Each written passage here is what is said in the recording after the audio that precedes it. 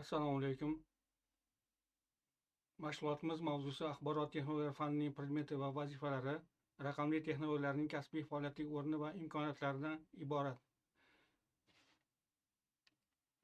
Axborot texnologiya fanining asosiy maqsadi O'zbekiston Respublikasi hukumati tomonidan qabul qilingan me'yoriy hujjatlar, xususan raqamli O'zbekiston 2030 strategiyasida belgilangan ustuvor vazifalar bajarilishiga bag'ishlangan. Shu jumladan axborot texnologiya fanining maqsadi talabalarning axborot texnologiyalari sohasidagi zamonaviy dunyoqarashlarini rivojlantirish, ularning kasbiy faoliyatida axborot texnologiyalaridan samarali foydalanish bo'yicha bilim, ko'nikma va malakalarini rivojlantirishdan iborat.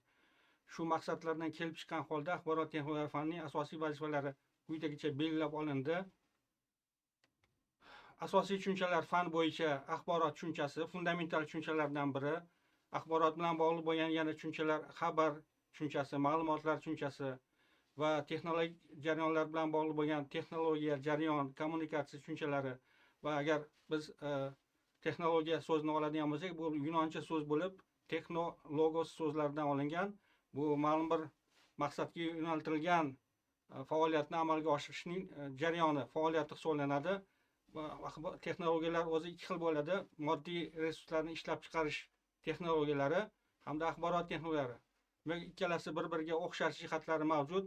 Agar biz moddiy ishlab chiqarish texnologiyalarini oladigan bo'lsak, moddiy ishlab chiqarish texnologiyalarini kirish qismida moddiy resurslar, xom ashyolar beriladi va moddiy resurslar ishlab chiqarish texnologiyasida muayyan uskuna vositalar, undagi jarayonlar ketma-ketligi bajarilib, tayyor mahsulot texnologiya oxirida olinadi.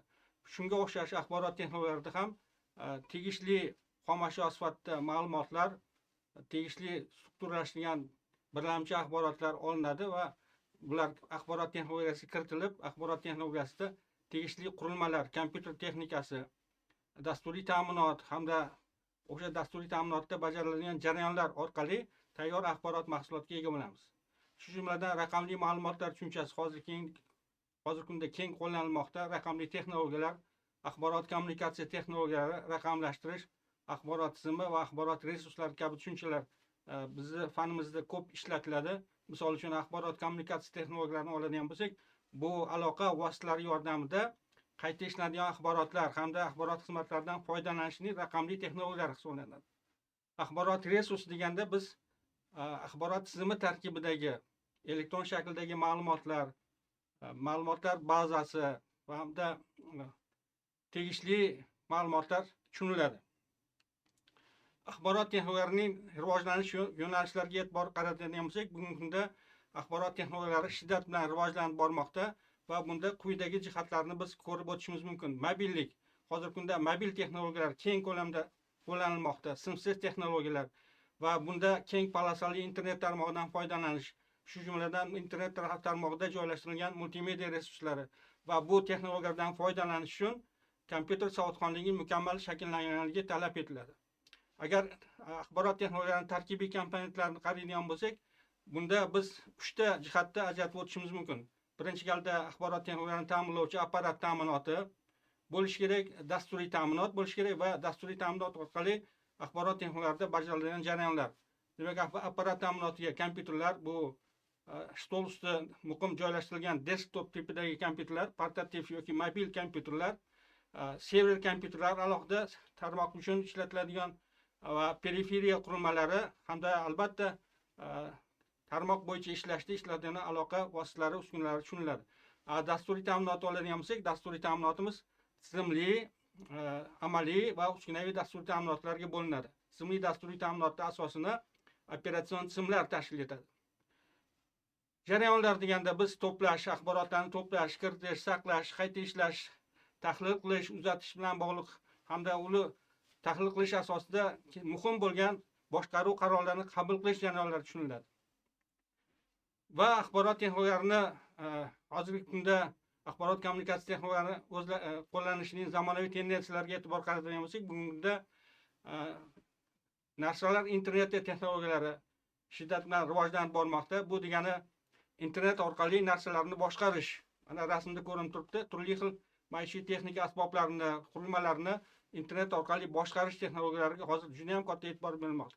Shu jumladan kengaytirilgan reallik. Bu real dunyoni raqamli obyektlar bilan to'ldirib kengaytirish imkonini beradigan texnologiyalar hamda virtual reallik bu o'sha hayotda mavjud bo'lmagan, muayyan muhitda mavjud bo'lmagan obyektlarni, narsalarni namoyon qilish texnologiyasi. Bu virtual reallik texnologiyalari. Shu bilan birgalikda sun'iy intellektga hozir juda ham katta e'tibor berilmoqda va sun'iy intellekt deganda biza inson ongi bilan bog'liq bo'lgan tafakkurni talab qiladigan masalalarni qo'yish va yechish texnologiyalarini tushunamiz va sun'iy intellektning quyidagi yo'nalishlarini ajratib o'tish mumkin. Bilimlarni taqdim etish, tabiiy tillar va mashinali tarjima texnologiyalari, intellektual robotlarni ishlab chiqish va boshqarish, o'yinlar va ijod, timsollar va nutqni anglash, o'qitish va mustaqil o'rganish texnologiyalari. Shu bilan birga katta ma'lumotlar va analitik tahlil texnologiyalari, big data nomlanadigan texnologiyalar, bu texnologiyalar ham hozirgi kunda juda ham ko'p qo'llanilmoqda, rivojlanmoqda. Tarmoqni rivojlantirishda, sifatni boshqarishda, maqsadli marketingni boshqarishda, geoanalitikada, qo'l markazlarida hamda chiqimlarni boshqarish, firibgarlik va kiber xavfsizlik masalalarini hal qilishda big data texnologiyalaridan keng ko'lamda foydalanmoqda. Shu bilan birgalikda yana bulutli texnologiyalarni ajratib o'tish mumkin. Kiber xavfsizlik bilan bog'liq bo'lgan texnologiyalar hozirgi paytda keng ko'lamda rivojlanmoqda. Bular mana shu axborot kommunikatsiya texnologiyalari qo'llashning zamonaviy tendensiyalari hisoblanadi. Kasbiy faoliyatda raqamli texnologiyalarning o'rni va imkoniyatlari masalasida gapiradigan bo'lsak, bu borada talabalar uchun matnli va jadvalli ma'lumotlarni qayta ishlash juda ham muhim texnologiya hisoblanadi. Multimedia texnologiyalarini qo'llash, tarmoq texnologiyalari deganda biz nafaqat kompyuter tarmoqlari texnologiyalari, balkim internet texnologiyalari hamda turli xil internet resurslaridan foydalanish, web texnologiyalar nazarda tutiladi. Kompyuter grafikasi juda ham muhim bo'lgan texnologiyalar hisoblanadi. Shu jumladan til o'rganishda sun'iy intellektdan foydalanishning keng ko'lamdagi imkoniyatlari hamda kelgusi faoliyatda foydalanish uchun pedagogik dasturiy vositalarni ishlab chiqish, ulardan foydalanish masalalari. Ayniqsa hozirgi paytda multimedia texnologiyalariga katta e'tibor beriladi. Multimedia so'zining ma'nosi ko'p muhitlilik. Multi degani ko'p degani, media degani muhit degan ma'noni anglatadi. Axborotning bir nechta turlarini o'z ichiga olgan elektron axborot vositasi multimedia deyiladi. Va ta'limning texnik vositalari haqida gapiradigan bo'lsak, bu o'quv tarbiya jarayonida uni optimallashtirish maqsadida axborotni taqdim qilish va unga ishlov berish uchun qo'llaniladigan didaktik ta'minotga ega bo'lgan texnik vositalarning majmui hisoblanadi. Ularning turlariga keladigan bo'lsak, axborot taqdim etuvchi vositalar, texnik vositalar, kombinatsiyalashtirilgan, umumlashtirilgan texnik vositalar va trenajyor turidagi texnik vositalar, bilimlarni nazorat qilish vositalari hozirgi kunda juda ham ko'p ishlatilmoqda va multimedia audiovizual vositalardan foydalanish yo'lga qo'yilmoqda. Agar biz ta'limni texnik vositalarini tasniflashga keladigan bo'lsak, uni turli xil alomatlarga ko'ra tasniflash mumkin. Asosiy tasniflar bu axborot uzatishning texnik vositalari, bilimlarni nazorat qilish, kompyuter trenajyorlari, o'qitish va mustaqil o'rganish vositalari, avtomatlashtirilgan o'qitish tizimlari hamda ko'nikma va qobiliyatlarni rivojlantirishga qaratilgan mustaqil ta'lim olish uchun mo'ljallangan vositalar. Va asosiy texnologiyani tarkibiy qismidan o'rin olgan kompyuter, bu kompyuterlar hozirgi kunda turli xil qurilma ko'rinishda, gabarit o'lchamlari, funksional vazifalariga ko'ra, yechiladigan masala turiga qarab turli xil turlarga ajratilishi mumkin. Kompyuter umumiy holda, umumiy tamoyilga ko'ra uni qurilmalari haqida gapiradigan bo'lsak, albatta har qanday kompyuterda kiritish qurilmasi, tashqi xotira qurilmasi, ichki xotira qurilmasi, chiqarish qurilmasi va eng asosiy qurilma bu protsessor qurilmasi hisoblanadi. Va bu qurilmalar har xil shaklda, har xil funksional vazifalarni bajarishda namoyon bo'lishi mumkin. Misol uchun, biz agar shaxsiy kompyuterlarni oladigan bo'lsak, stol ustiga muqim joylashtirilgan shaxsiy kompyuterlar yoki mobil kompyuterlar, planshet turidagi, notebook tipidagi, netbook tipidagi yoki bo'lmasa bugungi kunda keng ko'lamda foydalanilgan smartfonlar, har xil kompaniyalar tomonidan ishlab chiqilgan smartfonlarda ham mana shu kompyuter xususiy holini ko'rishimiz mumkin.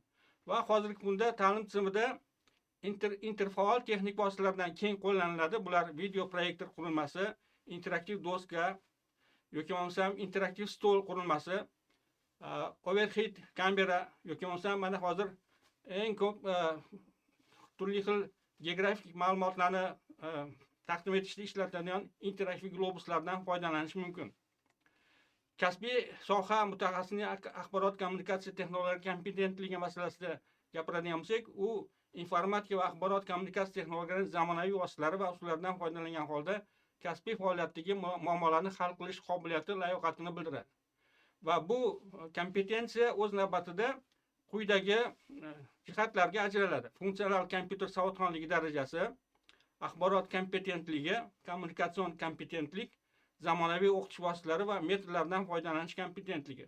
Funksional kompyuter savodxonligi darajasiga juda ham katta e'tibor berilishi kerak, sababi bo'lg'usi mutaxassis kasbiy soha bo'yicha o'ziga kerakli bo'lgan zarur masalalarni hal qilishda kompyuter savodxonligiga ega bo'lmasdan turib, u masalalarni hal qilish imkoniga ega bo'lmaydi. Shuning uchun eng muhim talab mana shu va axborot kompetentligi deganda biz axborot bilan ishlash kompetentligini tushunamiz.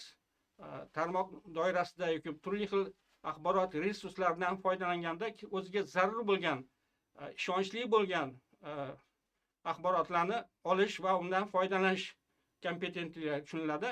Kommunikatsion kompetentlik deganda biz turli xil internet tarmog'i resurslari yoki ijtimoiy tarmoqlarda ishlash qobiliyati, kerakli, foydali ta'limga oid bo'lgan resurslardan foydalanish, internet resurslaridan va o'sha kommunikatsiya muhitida ma'lumotlarni uzatish, ma'lumotlarni qabul qilish imkoniyatlari, layoqatlari tushuniladi va zamonaviy o'qitish vositalari va metodlaridan foydalanishganda mana shu o'zini kasbiy faoliyatida mutaxassis zarur bo'lgan pedagogik vositalarni yaratish, qo'llash va undan foydalanish metodlaridan foydalanish layoqati tushuniladi.